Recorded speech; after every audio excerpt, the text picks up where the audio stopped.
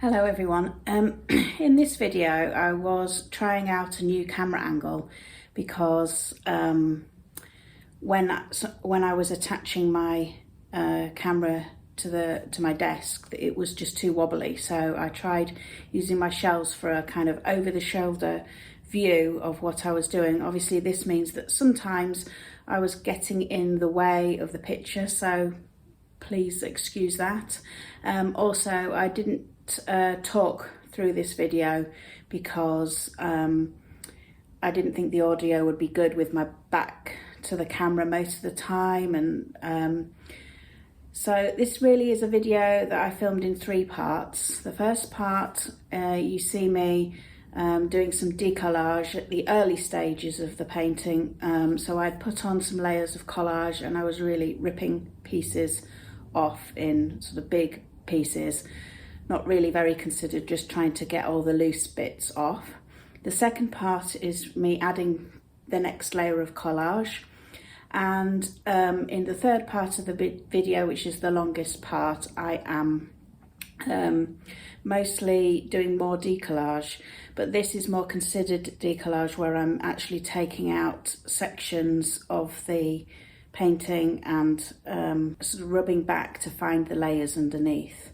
I'm going to do a voiceover, try a voiceover for this video, and you'll see the video in real time while I'm doing the voiceover, and then I'll probably speed up the video, fast forward it when I'm not doing the voiceover parts.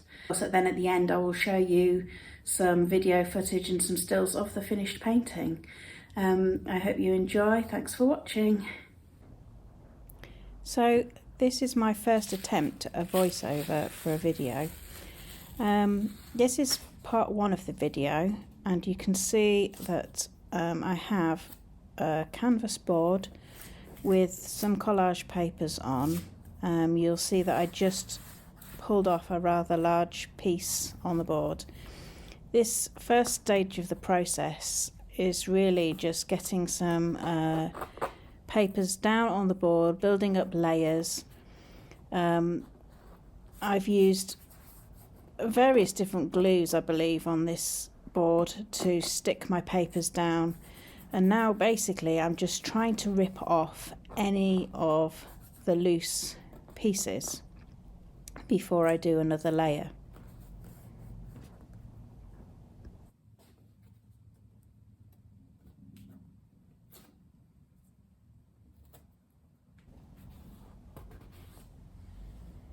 So here you can see me reaching for a spray bottle. This is because when I ripped the first layer of paper off, I could see that there was something underneath it. So it's kind of left the white part, the middle part of the paper. But I can see underneath there's something with colour on it that I want to reveal. So I've been using, a bit like when you do an image transfer with medium, and you pull the paper off and there's a residue of paper, and you might want to rub that back and get pieces off to reveal what's underneath. So that's what I've just done here.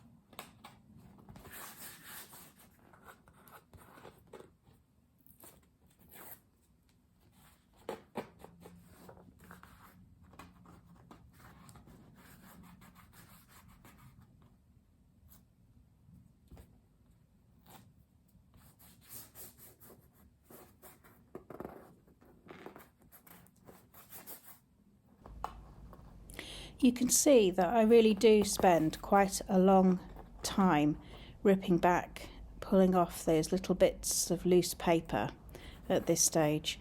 I'm not quite sure how essential that is, but I did want to just get a sort of a smooth surface before I put my next layer of collage papers on top. And I did this process several times where I'd rip back and then stick more collage papers down and then rip back again, until I built up quite a thick surface on the top of that canvas board.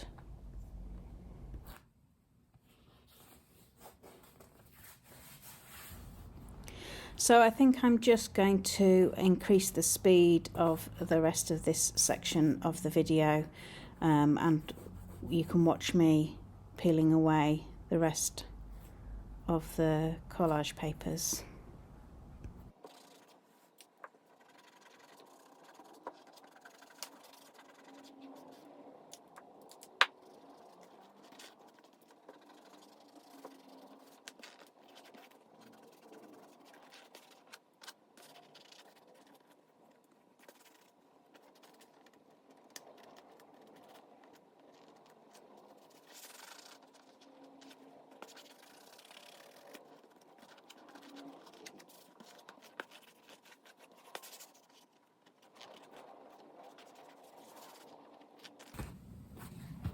Ready for the next layer of collage.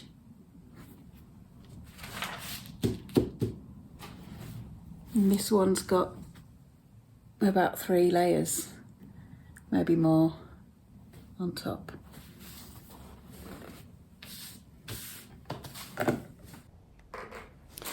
So now we're on part 2 of this video, where you can see that I'm just ripping up a sheet of wet strength tissue paper that has some gel prints on, and this is going to form part of my next layer of collage on this board.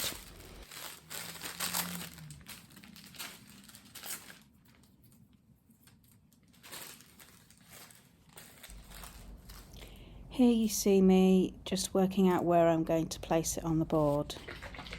Now I've got some matte medium, it's quite fluid matte medium, that I'm going to use to stick this piece of tissue down on top of my decollaged papers.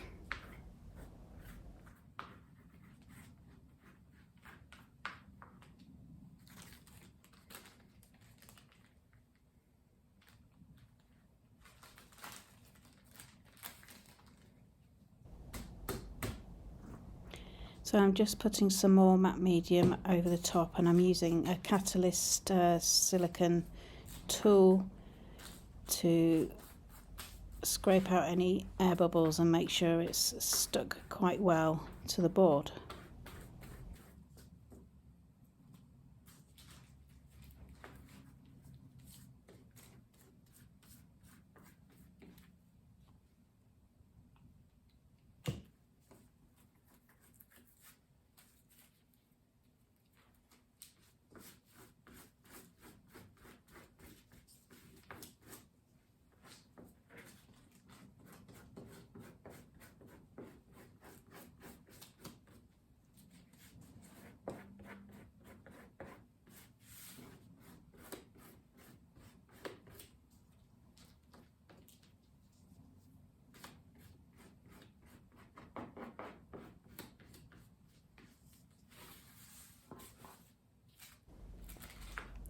So this is just one piece that I've added to the board, quite a large piece. Not all of the pieces were that big.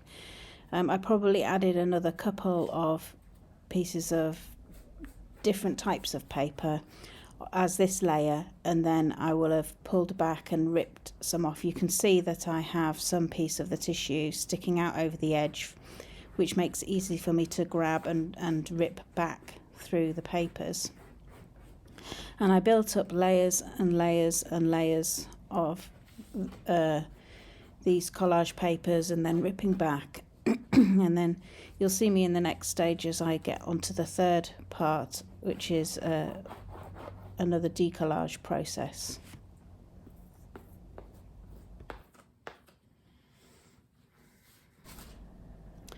So in this third part of the video, you'll see me doing a more considered decollage process. What I'm doing here is I'm using a stencil to draw some diamond shapes onto the canvas panel that now has quite a few layers of collage on top of it. I'm using a craft knife and I'm just going to cut out those different diamond shapes. I'm not cutting too deep, and as I've never done this process before, I really didn't know what to expect. So I'm just trying to take a few layers out and see what is revealed when I take that shape away, what is revealed underneath. Now, I had no idea how this was going to turn out, so I had used a lot of various different papers. You saw me using a tissue paper. I used all sorts, and none of them were very precious. So really it was a delight when I saw what I revealed in the sort of diamond shapes on this painting. You can see me here that I'm just rubbing at that shape with my finger to see what I can reveal from the papers underneath. Similarly to when I taught before, I use a water spray bottle. Sometimes when you cut back through, you just get kind of the white part of the paper, and what I really want to do is find something with some colour on it or some pattern on it underneath. So I use the spray bottle and rub with my finger, keep going until I find something interesting.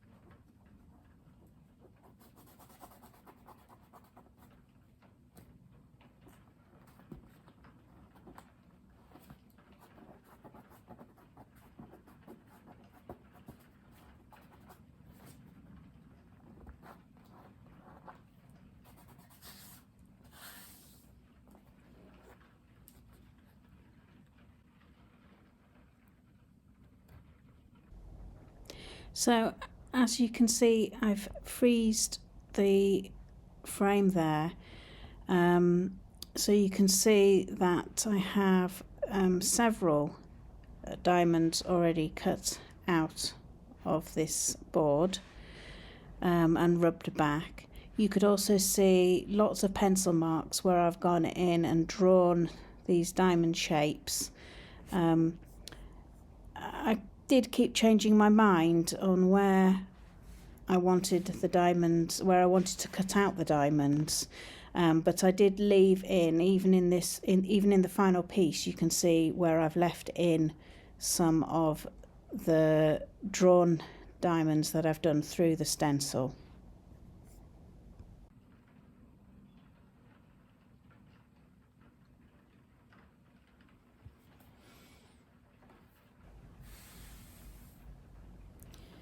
So here I am, I'm about to go in again and draw a new diamond ready to cut out. Again, this camera angle isn't really the best for you to see what I'm doing all the time, especially when I'm sort of huddled over the painting, over the board, drawing my diamonds and cutting out.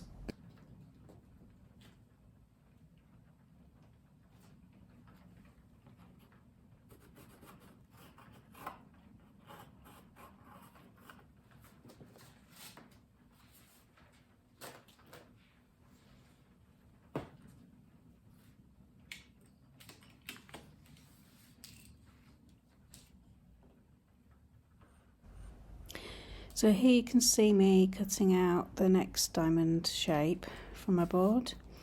There are quite a few diamond shapes that I cut out, and I have kind of recorded me doing pretty much all of them. I think what I'm going to do is, after I've shown you me rubbing back this one and revealing what I've got, what I find underneath here, then I'm going to put the film on fast forward until I get to another little interesting bit. I won't show you the whole process, and then at the end I'm going to show you what the finished painting looked like. So here you can see me again spraying with the water and really rubbing at that with my finger to see what I can find underneath. It was really an extremely interesting process, and I was absolutely thrilled with the results of this painting.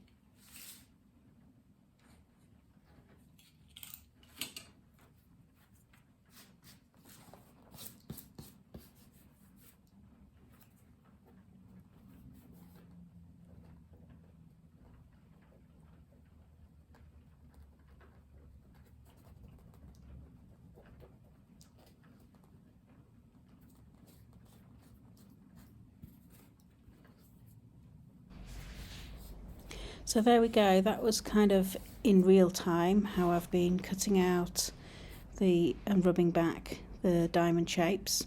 So now I'm going to fast forward the video for a little bit.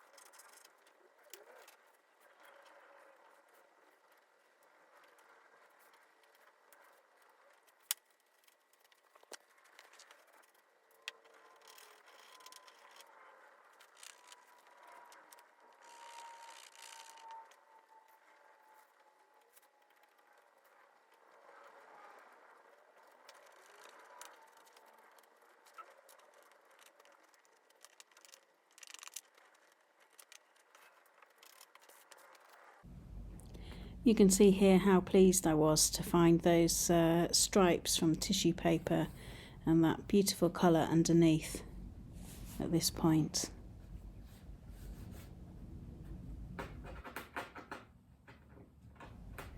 So from here there's about another half an hour's worth of real-time footage of me continuing to do this process of drawing diamonds, cutting the diamonds away, rubbing back and revealing through decollage some of the layers underneath. So I think what I'm going to do now though is stop the video and say thanks very much for watching, and I'll insert some more footage of the final painting, maybe a little bit of video footage and some stills, so you can see how it turned out in the end.